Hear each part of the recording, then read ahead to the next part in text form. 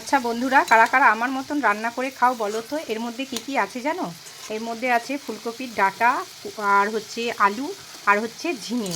আর এর মধ্যে কিন্তু আমি চিংড়ি মাছ দিয়ে দেবো, আর টমেটো দিয়েছি, কালো জিরে ফোড়ন দিয়েছি, আর নুন হলুদ তো দিয়ে দিয়েছি। তো এটা আমি কষাচ্ছি, কষিয়ে কিন্তু এর মধ্যে জল দিয়ে কিন্তু আমি চিংড়ি মাছগুলো দিয়ে দেবো। তো জানি না এই রান্নাটা কেমন হবে। আমি আজকে প্রথম করলাম কপির ডাঁটা দিয়ে। তো কপির ডাঁটাটা আমি আলাদাভাবে করি, বেগুন দিয়ে আলু দিয়ে, ওটা আলাদা চচ্চড়ি করে খাই, খুব ভালো লাগে। তো আজকে আমি একটু, যেহেতু চিংড়ি মাছ এসেছে, তাই চিংড়ি মাছ দিয়ে আমি এটা মানে একটা তরকারি করে দিচ্ছি। দেখি, জানি না যে কেমন হবে। তো খেয়ে তোমাদেরকে অবশ্যই বলবো যদি ভালো হয়। তো এর মধ্যে কষিয়ে আমি চিংড়ি মাছগুলো এখন দিয়ে দেবো। এখন কষানো হচ্ছে। এই যে কষানো কিন্তু হয়ে গেছে পুরো। একটা কিন্তু সেন্ট বেরিয়েছে, আর লঙ্কা দিয়েছি তো, কাঁচা লঙ্কার একটা ঝালের সেন্ট বেরোচ্ছে। আর মশলাপাতি তো আমি কিছু দিইনি। এবার কিন্তু আমি চিংড়ি মাছগুলো এর মধ্যে দিয়ে দিলাম। এই যে চিংড়ি মাছ দিয়ে এবার নাড়ানাড়ি করে নিচ্ছি। তো দেখা যাক কারা কারা তোমরা এরকমভাবে খাও, অবশ্যই কমেন্ট করে জানাবে। আর শেষে কিন্তু যেহেতু ফুলকপির ডাঁটা আছে, তো শেষের দিকে একদম নামাবার আগে আমি কিন্তু একটু মিষ্টি ফেলে দেবো, মানে চিনি দিয়ে দেবো।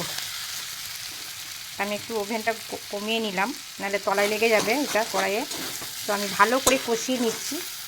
আর ফুলকপির ডাঁটাটা কিন্তু আমি একটু ভাপিয়ে জলটা ফেলে দিয়েছি।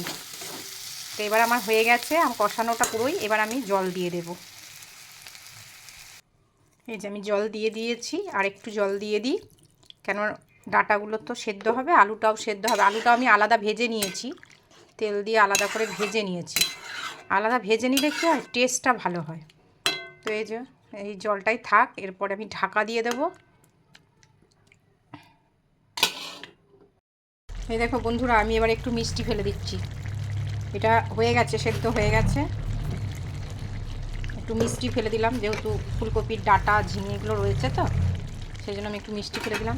আর আমি একটু ঝোলটা কিন্তু একটু নুন দেখলাম যে নুনটা হয়েছে কিনা। নুনটা হয়েছে, তো দেখলাম বেশ ভালোই লাগছে, টেস্ট কিন্তু হয়েছে। একটাই ঝোলের স্বাদটা বেশ ভালোই হয়েছে। তো এবার আমি আরেকটুখানি ঝোলটা শুকালেই আমি নামিয়ে দেবো। মোটামুটি হয়ে গেছে। তো তোমরা কমেন্ট করে জানিও যে এই তরকারিটা কেমন লাগলো তোমাদের।